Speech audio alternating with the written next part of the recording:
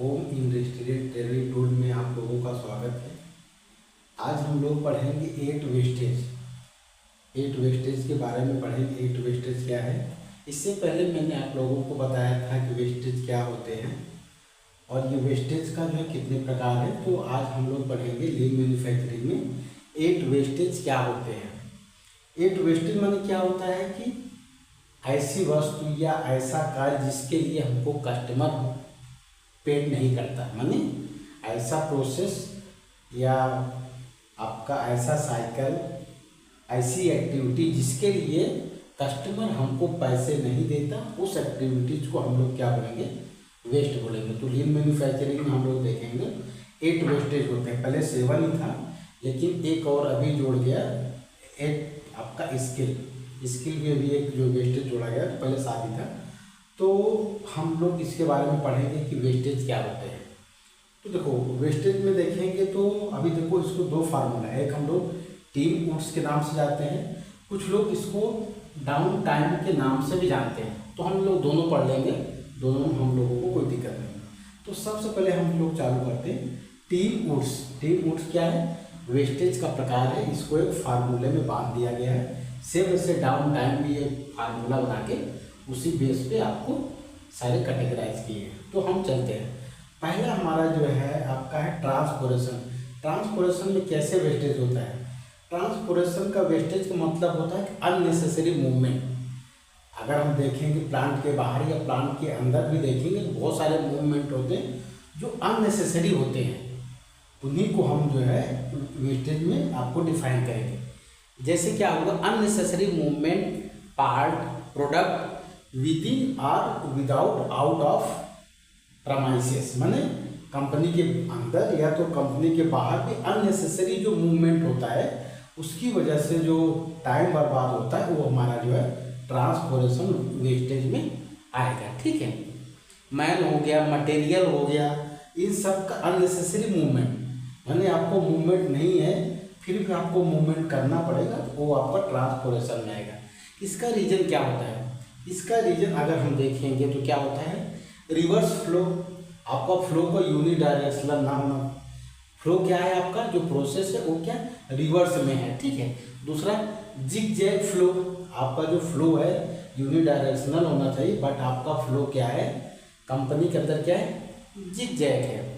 Multi flow level, आपका जो company है, आपका जो फैक्ट्री है उसमें मल्टी फ्लोर लेवल है, यानी कई फ्लोर में आपका कंपनी बना हुआ, तो वहाँ भी आपका ट्रांसपोरेशन का जो है वेस्टेज होता है। एक काम करने के लिए एक फ्लोर से दूसरे फ्लोर में आपको जाना पड़ेगा। ठीक है, और तीसरा है non availability of proper MHI, माने आपको मटेरियल हैंडलिंग का जो यूनिट है, माने जो आपका इक्विपमेंट है वो आपका अवेलेबल ना होने के कारण भी ट्रांसपोर्टेशन में आपको दिक्कत आएगी। जैसे आपको कोई मटेरियल एक स्थान से दूसरे स्थान तक ले जाना है तो आपको जो है ये ट्रॉली चाहिए, ट्रॉली नहीं है तो बाई हैंड आप हाथ से ले जाएंगे तो उसमें ट्रांसपोर्टेशन का आपका जो है वेस्टेज होगा। ठीक है, अब दूसरी इन्वेंट्री में वेस्टेज कैसा होता है। तो सबसे पहले हम इन्वेंट्री को समझें कि इन्वेंट्री क्या है। इन्वेंट्री माने होता है किसी बिजनेस को ऑपरेट करने के लिए जो हमारे पास गुड्स होते हैं, आइटम होते हैं, उन्हीं को हम क्या बोलते हैं, इन्वेंट्री बोलते हैं। जो हमारे प्रोडक्ट के मैन्युफैक्चरिंग के लिए रॉ मटेरियल होता है उसी को हम क्या बोलते हैं, इन्वेंट्री। अब देखो इन्वेंट्री में 4 प्रकार हो गए। पहला हो गया रॉ मटेरियल हो गया, पैकिंग मटेरियल हो गया, दूसरा हो गया वर्क इन प्रोग्रेस WIP हो गया। WIP में जो हमारा मटेरियल बन रहा है वो भी आपका इन्वेंट्री में आएगा। ठीक है, तीसरा हो गया फिनिश गुड्स। क्या हो गया, फिनिश गुड्स हो गया, और चौथा क्या हो गया, स्क्रैप हो गया। तो ये 4 होते हैं जो हमारे इन्वेंट्री में आते हैं। ठीक है, अब इसमें लॉस कैसे होगा, लॉस कैसे हो, जैसे हमारा रॉ मटेरियल पैकिंग मटेरियल है। रॉ मटेरियल पैकिंग मटेरियल क्या होता है, जिससे आपने प्रोडक्ट बना लिया, आपने रॉ मटेरियल का डिस्पेंसिंग करके प्रोडक्ट बना लिया, लेकिन आपका पैकिंग मटेरियल अभी नहीं आया है। अगर पैकिंग मटेरियल नहीं आया है तो जो आपने रॉ मटेरियल डिस्पेंस करके WIP बना लिया तो वो आपका वेस्टेज है, वो आपका वेस्टेज है, क्योंकि आपका पैकिंग तो हो नहीं पाएगा। तो इस प्रकार पैकिंग मटेरियल के ना होने से आपने जो रॉ मटेरियल बना लिया, जब उस उसको WIP में कन्वर्ट कर लिया, वो आपका वेस्टेज होगा। वो आपका जहाँ रखेंगे वहाँ पर जो है मेंटेन करने के लिए आपको टेम्परेचर RH का हो सकता पड़ी। या तो क्या हुआ, आपका ये पैकिंग मटेरियल आ गया है और आपने जो है ये प्रोडक्ट नहीं लिया, तभी आपका जो है इन्वेंट्री का लॉस होगा। ठीक है, तो ये हमारा हो गया। अब इसके बाद देखेंगे क्या होता है। ठीक, जैसे फिनिश गुड आपने जो है आवश्यकता से ज़्यादा बना लिया और आपका क्या है वो मार्केट में जा नहीं रहा है, तो आपको स्टोरेज जो करेंगे उसमें भी इन्वेंट्री को लॉस होगा। क्या होगा, इन्वेंट्री का इसमें जो है आपका लॉस होगा। ठीक है, हमने बल्क में बहुत सारा रॉ मटेरियल और पैकिंग मटेरियल खरीद लिया, आवश्यकता से ज़्यादा खरीद लेंगे तब भी आपका इन्वेंट्री में आपका लॉस होगा। ठीक है, ओवर प्रोडक्शन कर दिया, आपका रिक्वायरमेंट नहीं है फिर भी आपने आवश्यकता से ज़्यादा उसका जो है आपने प्रोडक्शन कर दिया, तब भी आपका इन्वेंट्री को आपका लॉस होगा। तो आपको क्या करना है, इन्वेंट्री लॉस ना हो इसके लिए सबसे जो अच्छा है जस्ट इन टाइम करिए। जब आपको आवश्यकता है तभी प्रोडक्ट बनाइए और जब मार्केट की डिमांड है तभी प्रोडक्ट को भेजिए, तो आपको ये होगा कि लॉस ऑफ इन्वेंट्री से बच जाएगा। आपको जस्ट इन टाइम करना है। ठीक है, मिनिमाइज लीड टाइम, आपको लीड टाइम जो मिनिमाइज करना होगा। ठीक है, और कंटिन्यू इम्प्रूवमेंट करना पड़ेगा, तब आप इन्वेंट्री से बच पाएंगे। अब इसके बाद तीसरा हमारा मोशन क्या है, मोशन माने अननेसेसरी मूवमेंट ऑफ पीपल और इक्विपमेंट ड्यूरिंग द प्रोसेस।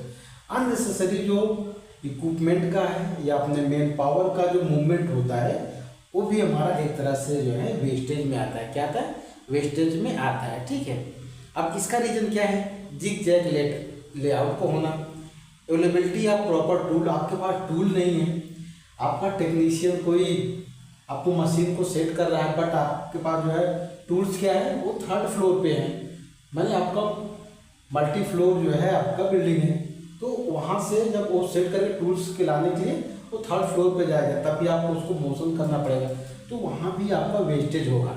ठीक है, और इसके बाद क्या है आपका जो है पुअर मेंटेनेंस इक्विपमेंट का मेंटेनेंस नहीं है, कोई ऑपरेटर आपको मशीन सेट कर रहा है तो उसमें बहुत टाइम लग रहा है, तो ये मोशन का की वजह से हमारे वेस्टेज होते हैं। ठीक है, अब इसके बाद हमारा है वेटिंग का ये कैसे है, वेटिंग में बहुत सा सिंपल है, आपका कोई काम हो रहा है और किसी काम के लिए आपको वेट कर रहे हैं, तो जो किसी काम के लिए आपको वेट कर रहे हैं वो भी आपका वेस्टेज में आएगा। सपोज दैट जैसे आपका कल का डिस्पेंसिंग प्लान है और आपने बोर्ड पे कुछ नहीं लिखा, सुबह आकर के आप बोर्ड पे प्लानिंग करते हैं कि आज हमारा ये डिस्पेंसिंग, जब तक आप नहीं लिखेंगे तब तक आपका ऑपरेटर आपका टेक्नीशियन वो वेट करता रहेगा कि हमारे आज हमको कौन सा प्रोडक्ट जो डिस्पेंसिंग में करना है।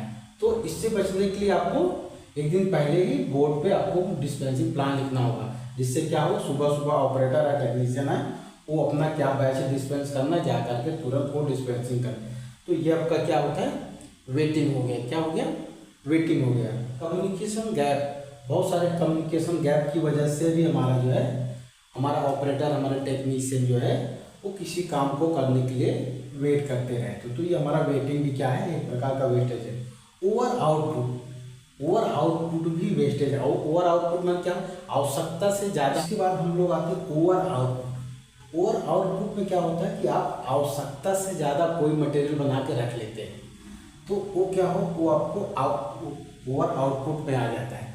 ओवर आउटपुट का रीज़न ये होता है कि बहुत सारे लोग क्या होते हैं कंपेनियन बैच लेते हैं, हमको 2 बैच का आवश्यकता है, वो क्या 4 बैच कंपेनियन में टाइम को बचाने के लिए हमारा टाइम बचेगा, इसलिए कंपेनियन में 4 बैच या 5 बैच ले जाते हैं, तो उसकी वजह से क्या होता है कि ओवर आउटपुट हो जाता है, माने हम आपको जितनी आवश्यकता है जितना हमको फिनिश गुड मार्केट में चाहिए उससे ज़्यादा हम प्रोडक्शन करके रख लेते हैं, वो भी हमारा आपका किस में आएगा, वेस्टेज में आएगा। अब इसके बाद है ओवर ऑपरेशन में क्या होता है कि एक जो उसका डिफाइन है प्रोसीजर कि हमको ये प्रोडक्ट बनाने में इतने स्टेप में ये प्रोसीजर करना है, तो उसमें क्या है ओवर ऑपरेशन करते हैं। जैसे हमारा है कोटिंग अगर आपका सही नहीं हो तो उसको दोबारा कोटिंग करना पड़ेगा, तो वो आपको ओवर ऑपरेशन में आएगा। आप डिस्पेंसिंग कर रहे हैं, डिस्पेंसिंग में आपका बैलेंस का फ्लैक्चुएशन है, तो आपको रीवेरीफाई वेट करना पड़ेगा, तो उसमें भी जो आपका टाइम जाएगा वो भी आपका वेस्टेज है, ठीक है। तो ये हमारा आ गया ओवर ऑपरेशन, माने एक स्टैंडर्ड से अधिक हमको ऑपरेशन करना ओवर ऑपरेशन में आता है। अब इसके बाद आ गया हमारा डिफेक्ट। डिफेक्ट तो आपको जानते हैं रिजेक्शन में, अगर हमारी मशीन में कोई प्रॉब्लम है कुछ है, उसकी वजह से जो है प्रोडक्ट हमारे डिफेक्ट आते हैं, उस डिफेक्ट की वजह से हमारा जो है जो रिजेक्शन निकलता है वो भी आपका वेस्टेज में ही आता है। अब सबसे लास्ट में आपका है स्किल। स्किल, अब आप सोचेंगे स्किल का वेस्टेज कैसे होता है? स्किल का भी वेस्टेज होता है। स्किल का वेस्टेज कैसे होता है?